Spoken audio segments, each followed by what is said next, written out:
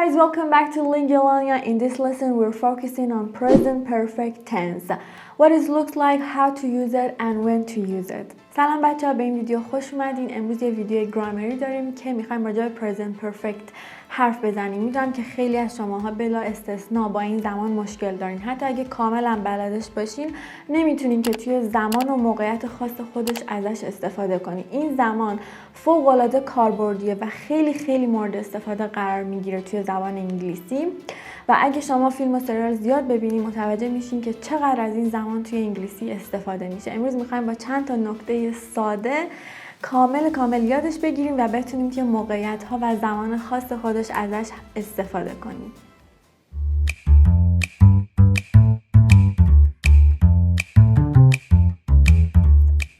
اول از هر چی باید بگم که دو تا ریزن وجود داره که شما اعتماد به نفس و اعتماد کافی به خودتون رو در استفاده از present perfect یا همون حال کامل ندارین. خب حالا این دلایل چی هستن؟ دو تا ریزن داره. اولیش اینه که وجود irregular verb یا همون افعال بی‌قاعده در قسمت past participle هستش و دلیل دوم اینه که شما نمیدونین در چه زمانی، یعنی چه تایمی باید از present perfect استفاده کنیم. توی این ویدیو هر دو تا مشکل رو میخوایم با هم دیگه حل کنیم. خب اول از هر چی میخوایم ببینیم که ساختار گرامریمون چه شکلی هستش. همونطور که میبینین it's subject plus have and has plus have or has then plus the main verb that is past participle. خب اول از همه subject میاد که یا noun یا pronoun و بعدش auxiliary verbامون که have و hasن یه دونشون استفاده میشه، حالا یا have یا has، و بعدش main verbمون میاد که به صورت past participle یا همون حالت سوم فعلمونه و قسمتیه که یکم باش میتونیم مشکل پیدا کنیم و دلیلش هم گفتم به خاطر اینکه irregular verb داره، افعال بی‌قاعده داره که باید اونا رو تقریبا حفظ کنیم و به خاطر بسپاریم. Well guys, in present perfect tense, the main verb is in past participle form. It means that is not past simple form. خب دوستان، توی زمان حال کامل main verbمون به حالت past participle یا همون PP فعل، همون حالت سوم فعل هستش که در کل با افعال با قاعده‌اش یعنی regular verbش هیچ مشکلی نداریم، به صورت regular و فعلامون ایدی میگیره. For example, watch become watched, watched, laugh, laughed, laughed, call, called, called, dance, danced, danced. خب این افعال به همین سادگی ساخته میشن و مشکلی با افعال regular verb یا همون افعال با قاعده نداریم. خب حالا وارد افعال بی‌قاعده میشیم که دو تا حالت دارن. حالت اولش اینه که past simple و past participleشون مثل همه و تغییر نمیکنه. For example, have become had and had and win become won and won.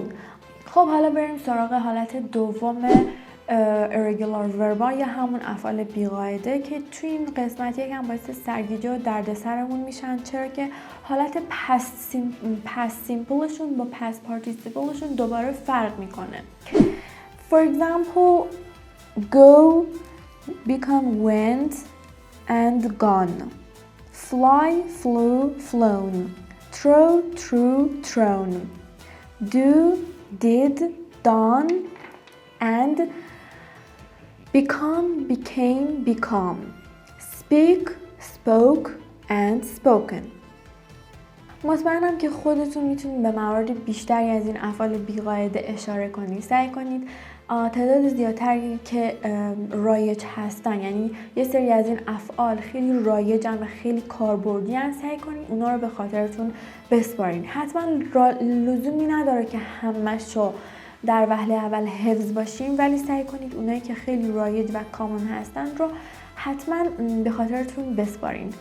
خب حالا برگردیم به ساختار اصلی تنسمون. The main structure of our tense. Subject plus have or has and plus the main verb that is past participle. اول میخوام که چند تا مثال با هم دیگه بیاریم و مثالا رو تحلیل کنیم و ساختارشون رو با هم دیگه بررسی کنیم. اوکی؟ I have asked my parents to loan me some money. You have been really helpful today. They have flown to the capital to meet their parents. He has saved enough money to buy a car. And finally, she has forgotten where her hotel is. خب حالا سوال اصلی اینجاست که زمان حال کامل رو چه تایم و چه زمانی باید استفاده کنیم. When to use present perfect tense. خب اول از همه این که زمان حال کامل ببخشید توی موقعیت‌های استفاده میشه که داریم یه تایمی رو یعنی یه اتفاقی رو توی گذشته به زمان حال وصل میکنیم. مثل یه پلی میمونه که گذشته رو به حال وصل میکنه. Okay? For example, they have been married for 3 years. به این مثال دقت کنید. توی این مثال اصلا به زمان مشخصی ما اشاره نکردیم. فقط گفتیم که اونا توی گذشته با هم دیگه ازدواج کردن و فقط همین. دیگه تایم مشخصی نداره. یعنی اینکه اونا قبلا با هم ازدواج کردن و چون ما تایم مشخصی براش قرار ندادیم اونا همچنان هم با هم دیگه married هستند. Okay? The second usage is that you can use it to talk about an activity that you've done several times in past and it will be continued in future or right now, okay? خب حالت دوم استفاده از present perfect اینه که راجع به یه اکتیویتی یه چیزی که در گذشته انجامش دادیم بارها و بارها و تا به امروز تا به حال هم ادامه داره و میخواین همچنان این کار رو تکرار کنین.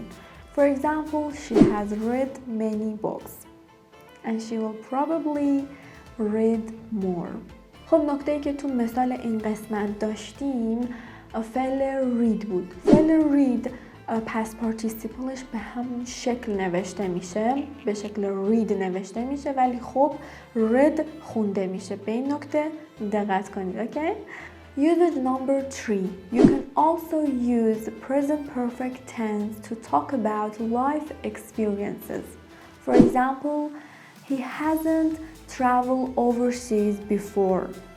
خب حالت سوم یعنی سومین استفاده present perfect برای حرف زدن راجع به تجربیات و اتفاقات و رخدادهای زندگیمون هستش. همونطور که توی مثال هم متوجه شدیم اگه مثلا میخوایم راجع به رفتن به یه جای یه مسافرتی یا یه اتفاقی که گذشته برامون افتاده یا حتی نیفتاده هم میتونیم از present perfect استفاده کنیم. اصلی ترین تعریفی که میتونیم برای present perfect tense بیاریم اینه که the past experiences which the time doesn't matter. Okay? خب برای اتفاقایی که یا تجربیاتی توی زندگیمون که توی گذشته افتاده و ما نمیخوایم که تایم مشخص یعنی نمیخوایم به تایم مشخصی اشاره کنیم، نمیخوایم زمانش رو اصلا تعیین کنیم، فقط میخوایم راجع به اون اتفاق اون تجربه حرف بزنیم و به زمان خاصی اصلا نمیخوایم اشاره کنیم. اوکی؟ خب این میشه تعریف اصلی که زیاد ما رو کنفیوز نمیکنه و میتونیم به صورت روشنتری باش روبرو بشیم. پس یه اتفاقات یا تجربه‌ای که تو گذشته برامون افتاده و اصلا ما ابدا نمیخوایم که به زمان مشخصی در موردشون اشاره کنیم از present perfect tense استفاده میکنیم. خب الان بیایم راجع به این حرف بزنیم که فرق بین present perfect و فرق بین past simple چیه؟ برای اینکه کنفیوز نشیم و بدونیم در چه موقعیتی از past simple و در چه موقعیتی از present perfect استفاده کنیم لازمه یه سری اطلاعات در این موضوع داشته باشیم. من قبل از این درس present simple رو درس داده بودم و تصمیم گرفتم بعد از present simple بیام present perfect رو درس بدم و هنوز وارد زمانهای گذشته و آینده نشدم. به خاطر همینه که هنوز past simple رو بهتون درس ندادم و در ویدیوهای آیندهم حتما سایر تنس ها و گرامر ها رو هم راجبشون محتوا و ویدیو درست میکنم. ولی الان چون داریم راجب present perfect حرف میزنیم باید یه مقایسه با past simple داشته باشیم، چون که به هر حال present perfect یه زمانیه که گذشته و حال رو با همدیگه درگیر میکنه و یه جورایی ما همیشه اونو با گذشته confuse میکنیم و نمیدونیم که past simple استفاده کنیم یا present perfect. خب برای این که این مسئله حل بشه باید راجع به تایم فکر کنیم. finish time and unfinished time، یعنی زمانهایی که تموم شدن و زمانهایی که هنوز تموم نشدن. So think about the last week. Is it finished? Yes, it's over. But what about this week? No, it's not still finished and there is more of this week to come. خب راجع به هفته گذشته فکر کنید. هفته گذشته تموم شده، درسته؟ کاملا تموم شده و past simple هستش. این هفته که توش هستیم چی؟ امروز یک شنبه است و قراره کلی روزای دیگر رو تو این هفته داشته باشیم و روزای دیگر رو تجربه کنیم. پس هنوز تموم نشده. پس برای این هفته اگه بخوایم راجع به این هفته حرف بزنیم از present perfect استفاده می‌کنیم. اگه بخوایم راجع به ماهی که هنوز توش هستیم حرف بزنیم از present perfect. برای سالی که هنوز توش زندگی می‌کنیم بازم از present perfect. ولی برای سالی که گذشت، برای ماهی که گذشت و تموم شد، برای هفته‌ای که گذشت و تموم شد دیگه از present perfect استفاده نمی‌کنیم. اگه دقیقاً به تایمش اشاره کنیم باید حتما از past simple استفاده کنیم. Last month, last year and last week, yesterday. این تایما تموم شدن به دلیل اینکه شما دقیقاً به زمانش اشاره میکنین و یه چیزی که اتفاق افتاده و دیگه تموم شده از past simple استفاده میکنیم. Last month I visited my brother 3 times. This month I have visited my brother twice. خب چرا در مثال دوم از I have visited my brother twice استفاده کردیم؟ چون که چرا از present perfect استفاده کردیم؟ چون این ماهی که توش داریم راجبش حرف میزنیم هنوز ادامه داره، هنوز این ماه تموم نشده و ممکنه که دوباره برم و برادرم رو ببینم. پس این دلیلی میشه که من باید از present perfect استفاده کنم چون هنوز این ماه تموم نشده، unfinished هستش. خب دوستان عزیزم، ساختارهایی که تا به اینجا ازشون استفاده کردیم برای ساختار مثبت و خبری بودن. حالا میخوایم که یعنی یاد بگیریم که چجوری از ساختار منفی، یعنی برای نگاتیو کردن جملمون و ساختار present perfectمون چجوری باید این کار رو انجام بدیم و چیکار کنیم. خب برای این کار مثل همه زمانهای دیگه باید به استراکچرمون نات استفاده کنیم. خب اول از هر چی بیایم مثالاشو بررسی کنیم. Last month I visited my brother 3 times. This month I haven't visited him at all.